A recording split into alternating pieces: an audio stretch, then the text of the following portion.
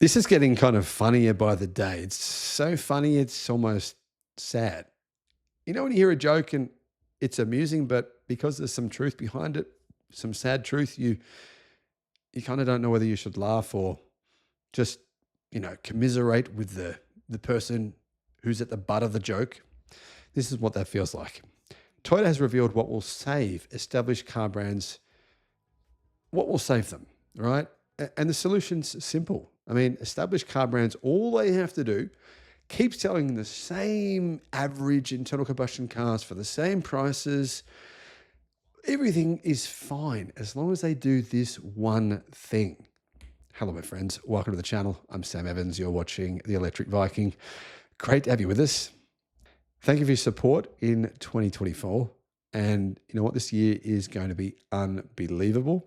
We saw EV sales grow worldwide by 25% last year. That means they actually grew more in 2024 than they did in 2023, which is what I've been telling you guys all year. And the facts have supported that. Toyota has declared in Australia that all they need to do is provide good old-fashioned customer service and a good dealer footprint. That's the trump card. The Chinese have no chance because they can't provide good customer service and they won't be able to provide a solid dealer footprint. Now, all that customers want, all they really care about, doesn't matter if the car is powered by hydrogen or moon power or fart juice or whatever it is, they just want a good dealer network and good customer service, according to Toyota. That's it. That's what's going to save legacy automakers. This all sounds kind of insane, right? It sounds like I'm just making this up. I'm actually, while I'm making this video, I'm thinking to myself, am I making this up? No, this is true. Australia's already saturated new vehicle market.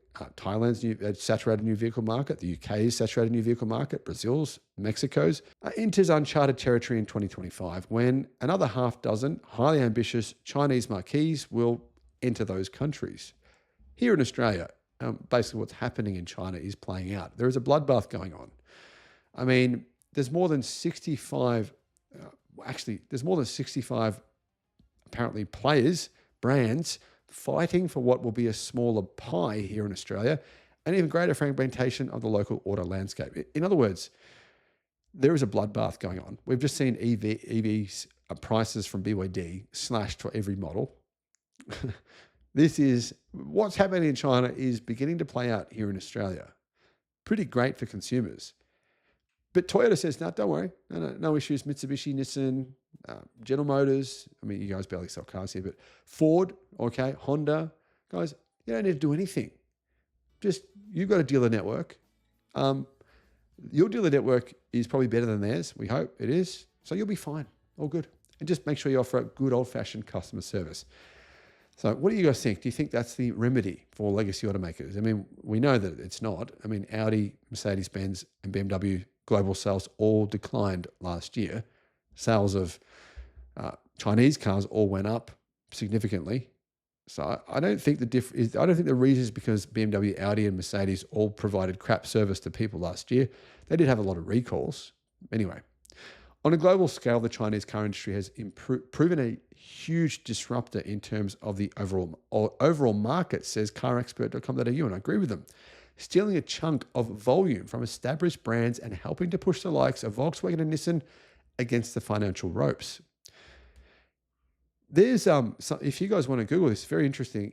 You can see that there's some forum posts about me, if you Google Electric Viking, saying the Electric Viking is a shill. He's making things up about Volkswagen and Nissan. Now, you can imagine these are, the forums are probably brands for those car companies. So it's basically the diehard saying, the Electric Viking must be lying. It can't be true. Nissan can't be in trouble. Volkswagen can't be in trouble. They're fine. Don't listen to him. It's like people who say, put your head in the sand. Everything's going to be okay. The tidal wave's coming. Just stick your head in the sand. It'll be fine. It'll be fine. Pretend. Power of the mind. Anyway, here's what... In the wake of a record 2024 local auto market in which Toyota led the way for the 22nd consecutive year with a huge 19.5% market share, that's Australia. By the way, Toyota's market share in other countries like Thailand has actually fallen.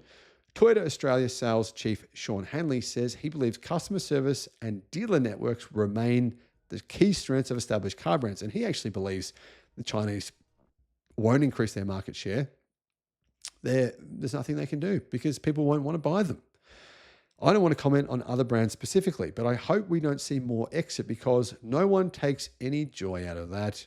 One of the hardest times in automotive history was when Holden pulled out of Australia, said Mr. Hanley. You buying that? As if, right? That's ridiculous. But it's hard to see how 60 plus brands can continue in a market of 1.2 million sales. And that will rise as the year goes on. You just have to do your math. He's right. He's right. All these brands can't continue to exist. But remember, China has done the same thing now for decades. Disrupt the market by offering prices, many cases lower than cost. And this will wait out your rivals. They'll have no choice but to exit because they don't have the financial backing that you do. Then bye-bye to these rivals. That's what China does. They do this in solar. They do this in wind. They do this in batteries. They do this in everything. This is their strategy. And I'm not criticizing it. It's their strategy. And it works. Toyota went on to say, I can't imagine how all those brands are going to survive and how they can service customers and service parts and invest in the franchises to provide the service that Australians need over a massive geography. Australia is quite unique in some ways. In my thinking, we tend to talk about product or cars, which is important. However, I think the brands that service their customers the best are the ones that will survive in Australia. Therefore, you would have to think it is the established brands that remain strong with their well-invested networks. Basically, Toyota has echoed his own comments before where he said that these Chinese brands would just disappear. That's what he said numerous times. Don't buy one of these Chinese brand cars because they're just going to disappear. He actually said this about BYD. Let's be honest, who's more likely to disappear, right? BYD or Mitsubishi, Mazda, Honda, car companies that are clearly struggling. Mr. Hanley's sentiments echo similar remarks by Australia's Chief Auto Retailing Association, the Australian Automotive Dealer Association, or the AADA, which previously predicted there will be more brand casualties in the coming months. I actually think probably in the coming months, it could be more French brands as well that are struggling to sell cars in Australia. They might leave too. The list of legacy car brands to have exited the Australian market in recent years is increasing, headlined most recently by Citroën. Renault could go. That's very likely, I think. Most of the brands breaking into the Australian car market are coming from China. Those are companies like Deepal, Leapmotor, Xpeng, Zeekr, Polestar. They'll be followed in 2025 by Geely, Skywell, GAC, Aeon, Chery, JQ, potentially as well, Neo, Photon, they're coming as well. Guys, numerous brands are coming. And they know what the market's like. They know it. They're not idiots. They're not entering these overseas car markets. They're not entering Brazil, Mexico, Russia, Australia, Thailand without knowing what market they're entering into and knowing what prices they need to price their cars at to get sales. It will be interesting to see where it all goes, said Toyota. But looking at the math, I find it very hard that all these car companies can be healthy, wealthy, and service customers the way customers in Australia expect going forward. For Toyota, we will continue to focus on quality sales and doing what we do best, and that's providing customers with the best experience. In the end, that's still the most important thing. I would contend that's not true because if Toyota was most interested in providing customers with the best experience, they would never have sold hydrogen cars to people. They con people on hydrogen cars. They completely hoodwink them. And there's a class action lawsuit in the United States right now from all these hydrogen car owners saying we can't get fuel for the things. We can't drive them. And Toyota, rather than saying, you know what, we are this mass conglomerate, you know what, we've got billions of dollars in debt and billions of dollars in cash, but a lot more billions of dollars in debt. But anyway, and you guys don't have much, you're just an individual person, a mum and dad, and this is a car you bought in good faith. You know what, we'll just refund you. This is a minuscule amount of money for us. Instead, no, they're fighting it, right? I don't believe Toyota does provide this kind of service. There's been numerous class action lawsuits against Toyota all over the world, including in Australia over the last few years, last 5 years, heaps of them. But getting back to this point, the Chinese are disrupting the competition. And it's the key reason why companies like Nissan are saying we can't pay our debt unless we get bailed out. Oh, thank you, Honda. Great, you can be our overlords now. So is it more likely that Nissan would disappear or a company with huge financial backing, which doesn't have massive amounts of debt?